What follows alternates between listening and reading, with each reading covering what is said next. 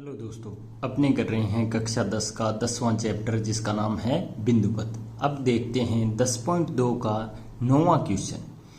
क्या दिया है देखिए, एक त्रिभुज ABC का लंब केंद्र है H। अपने को दिया है लंब केंद्र है H। AH BH CH में मध्य बिंदु क्रमशः XYZ है। तो सिद्ध कीजिए कि त्रिभुज XYZ का लंब केंद्र भी H होगा। देखिए दोस्तों, सबसे पहले अपने डायग्राम शो करते हैं। क्वेश्चन आराम से समझना है, अगर समझ में नहीं आए तो आप 2 बार पढ़िए, अच्छे से लैंग्वेज को समझिए क्या कह रहा है प्रश्न वाला। ये है त्रिभुज ABC, ठीक है दोस्तों। अब देखिए दिया है लंब केंद्र। लंब केंद्र क्या होता है? शीर्ष से सामने वाली भुजा पर जो लंब डालते हैं उन्हीं तीनों शीर्ष लंबों का कटान बिंदु होता है, वो होता है लंब केंद्र, ठीक है दोस्तों। अब देखिए ये मैंने बना दिए शीर्ष लंब और इनका कटान बिंदु ये H आ गया, ठीक है दोस्तों। ये हो गया H। अब देखिए क्या दिया है कि AH BH और CH तीनों का मध्य बिंदु दिए हैं क्रमशः X Y और Z। ये बात समझनी है, ठीक है। जैसे जैसा प्रश्न वाले ने दिया है वैसा वैसा कर रहा हूं मैं, इन तीनों को मिला दिया मैंने, ठीक है दोस्तों। इसका नाम है X, इसका नाम है Y और इसका नाम है Z, ठीक है दोस्तों। अब देखिए सबसे पहले वही सिंपल प्रक्रिया लिखता हूं, दिया है तो क्या दिया है वो अपने आप लिख दोगे आप कि त्रिभुज ABC का लंब केंद्र H दिया है और AH BH और CH का मध्य बिंदु क्रमशः XYZ है, वो अपने आप लिख दोगे आप। फिर लिखोगे सिद्ध करना है। सिद्ध करना है में क्या लिखोगे आप कि त्रिभुज XYZ का लंब केंद्र H है, ये सिद्ध करना है। इतने अपने कोई दिमाग वाला काम नहीं है यहां तक। अब देखिए जो काम है वो आएगा अब उपपत्ति या रचना में। यहां अपने को कुछ अपना दिमाग चलाना है। देखिए दोस्तों, सबसे पहले आप नजर डालें त्रिभुज ABC पर। तो त्रिभुज ABC में लिखता हूं, त्रिभुज ABC में, ठीक है। लंब केंद्र क्या है? H। तो यहां लिख दिया का लंब केंद्र H, ठीक है दोस्तों। अब देखिए लंब केंद्र H है तो इसका मतलब है AH, या इसका नाम दे देता हूं मैं D E और F, यानी AD लंब है किस पर? BC पर। ये ऐसे ही आप BE, तो BE लंब है किस पर? AC पर। इसी प्रकार यहां लिख दें, इसी प्रकार CF लंब है AB पर।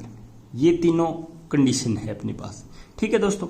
अब देखिए, अब लेता हूं मैं त्रिभुज, देखिए ये छोटे वाला ये ले लो आप, BCH, ठीक है। BCH त्रिभुज ले लिया तो मैं लिखता हूं यहां अपने एक बार और त्रिभुज बना लेता हूं। ये हो गया ABC और यहां सीधा ही इस प्रकार बनाता हूं ताकि आप अच्छे से समझ पाओ, ठीक है। अब ले लिया मैंने त्रिभुज BCH में। देखिए BCH में क्या है कि ये त्रिभुज है BCH। अब BCH में अपने दिया है इसका मध्य बिंदु Y, यहां Z, ये हो गया Y और ये Z, ये मिले हुए हैं आपस में। अब देखिए दोस्तों, पहले भी ये क्वेश्चन ऐसा करवा चुका हूं कि त्रिभुज की किन्हीं दो भुजाओं के मध्य बिंदुओं को मिलाते हैं तो तीसरी भुजा के समांतर होती है। तो वो कॉन्सेप्ट या प्रमेय यहां अप्लाई करनी है। तो यहां लिख दूंगा मैं कि BC समांतर है किसके? देखिए YZ की।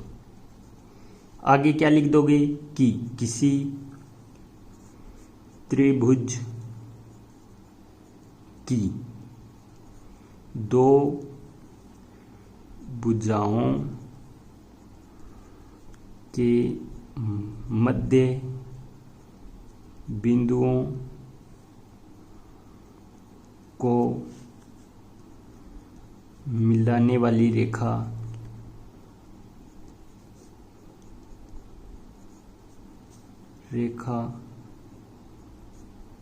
तीसरी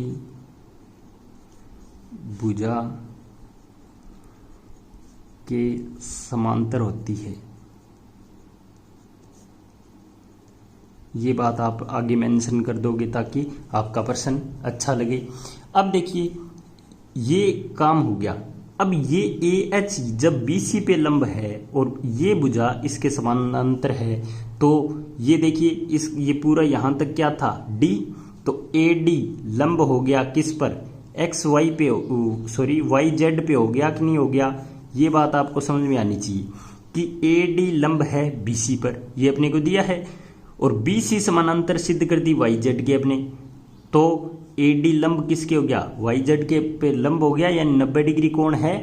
तो ये बात समझने लायक है। इसी प्रकार यहां लिखूंगा, इसी प्रकार अब ले लिया त्रिभुज ABH, तो उसमें देखिए ABH, तो यहां क्या था, X पॉइंट आएगा, ये मैंने X लिख दिया।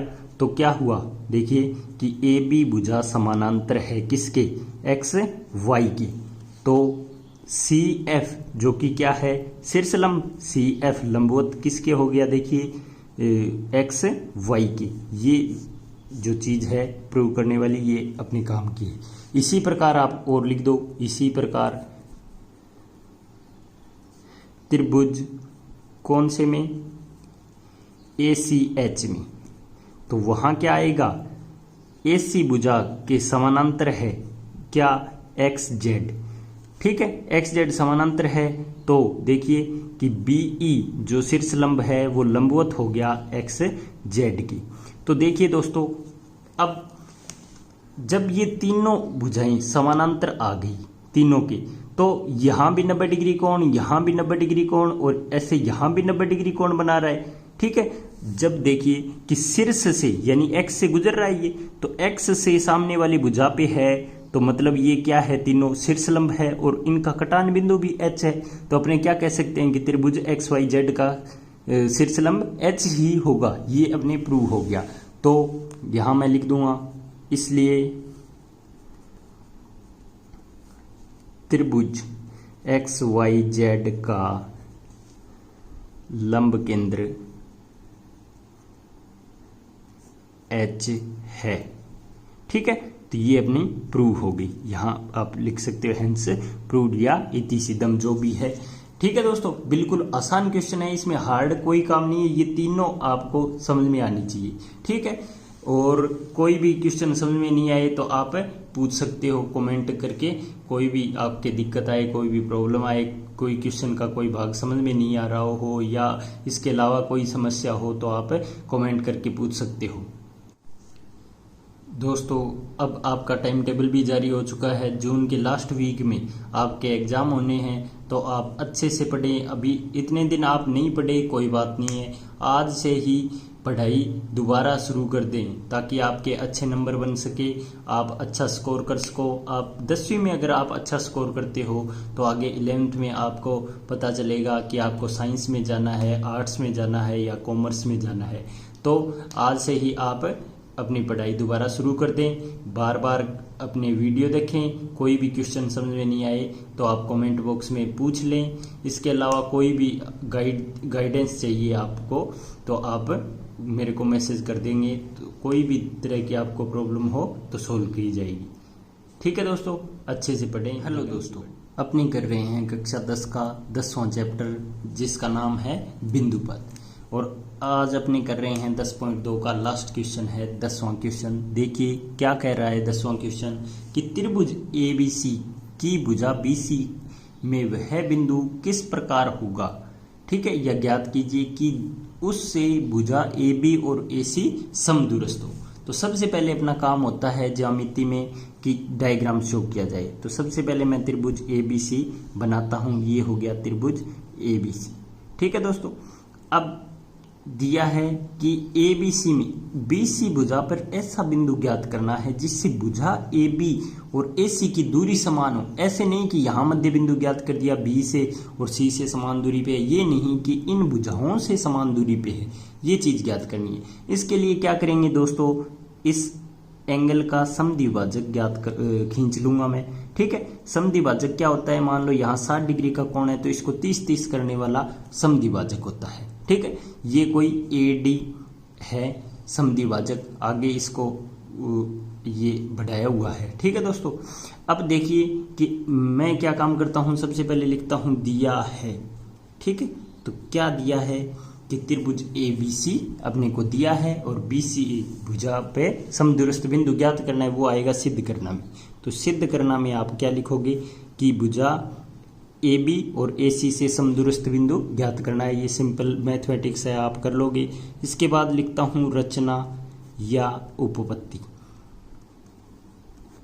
तो अब देखिए, अब रचना या उपपत्ति में इसको प्रूव करने के लिए क्या करना पड़ेगा दोस्तों, कि ये कोई भुजा है, आप इसको मान के चले कि ये दो रेखाओं का कटान बिंदु है, ये 10.1 का प्रमेय है। ठीक है, अगर थोड़ा सा ध्यान से देखो तो ये उसका प्रमेय है, ये दो भुजाएं प्रतिच्छेद कर रही है, यहां से इन भुजाओं का समदूरस्थ बिंदु ज्ञात करना है। तो मैंने यहां कोई भी पॉइंट ले लिया, जैसे E पॉइंट ले लिया।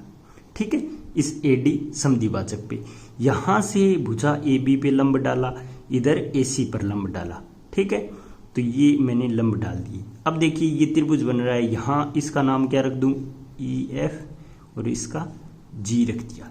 ठीक है, तो यहां दो त्रिभुज बन रहे हैं, कौन से, त्रिभुज AGE व त्रिभुज AEF। ठीक है, दो त्रिभुज है, तो इनमें देखिए अपने सर्वांग समता सिद्ध करते हैं। तो ये भुजा उभयनिष्ठ है, यानी AE भुजा बराबर AE, आगे लिख दूंगा उभयनिष्ठ भुजा। ठीक है, ये हो गया अपना एक काम।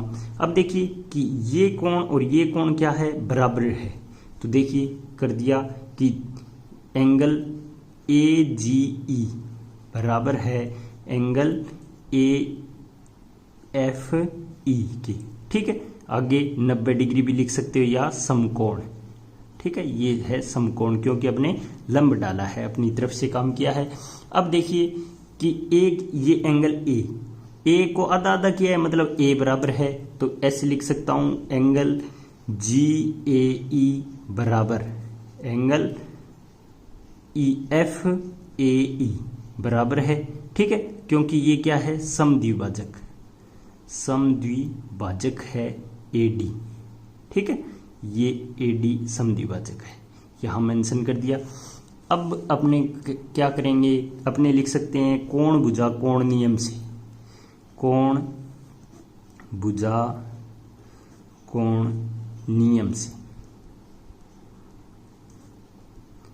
त्रिभुज AGE सर्वांग सम है त्रिभुज AEF की। ठीक है दोस्तों, ये अपने सर्वांग सम कर दिया। अब क्या काम हो गया, जब सर्वांग सम है तो क्या है कि ऐसे था त्रिभुज, यहां कोई बिंदु मैंने E लिया था, यहां लंब डाले थे, तो ये था EF और ये G। तो ये भुजा और ये भुजा बराबर हो गई सर्वांग सम से। क्या अपने क्या कंक्लूजन निकला कि GE बराबर है EF के। ठीक है, तो ये अपना क्या आ गया, कॉन्सेप्ट आ गया, या जो भी है निष्कर्ष क्या निकल गया कि ये दोनों भुजाएं बराबर है। अब देखिए इस बिंदु से अगर AB भुजा 10 सेमी है तो AC भुजा भी कितनी सेमी है, 10 ही है ना। तो क्या हुआ कि ये इस बिंदु से क्या हो गई, ये दोनों भुजाएं समान हो गई। इसी प्रकार यहां कोई बिंदु मान लिया मैंने BC भुजा पे, तो यहां से इधर लंब डालोगे इधर लंब डालोगे, तो इस बिंदु से भुजा AB और AC क्या आएगी, बराबर आएगी ना। तो ये बिंदु क्या है, D, यानी अपने कह सकते हैं कि BC भुजा पर बिंदु D ऐसा बिंदु है जिससे भुजा AC AB व भुजा AC दोनों समदूरस्थ है, समदूरस्थ है। तो ये अपना क्वेश्चन हो गया, हमने प्रूव कर दिया। ठीक है दोस्तों, अब देखिए कुछ बच्चे क्या सोचते हैं कि D से अपने प्रूव करना है कि ये BD बराबर CD है। ऐसा प्रूव नहीं करना है, यहाँ कोई पॉइंट ज्ञात करना है, उससे ये भुजाओं की दूरी पूछिए। अब देखिए मैंने कहा था कि ये 10 पॉइंट है, एक का क्वेश्चन है, उसमें क्या था कि 2 रेखाएं प्रतिच्छेद करती है। ठीक है, तो यहाँ जो एंगल है इसका समद्विभाजक क्या होता है, समदूरस्थ बिंदु होता है। इसके किसी बिंदु से यहाँ लंब डालते हैं, इधर लंब डालते हैं, तो वो क्या आती है, दूरी बराबर आती है। यही तो कॉन्सेप्ट इस क्वेश्चन में है। आप इसको थोड़ा उल्टा करें तो ऐसे त्रिभुज बन जाएगा, ये A हो गया, ये B हो गया, ये C हो गया। तो ऐसे भी आप समझ के कर सकते हैं। ठीक है, तो आपके एग्जाम, बोर्ड एग्जाम नज़दीक आ चुके हैं, तो आप अच्छे से पढ़ें, चैप्टर को बार बार करें, क्वेश्चनों को बार बार हल करें, अभ्यास करें। कोई भी क्वेश्चन में प्रॉब्लम आए तो आप कमेंट बॉक्स में पूछ सकते हैं। ठीक है दोस्तों, थैंक यू।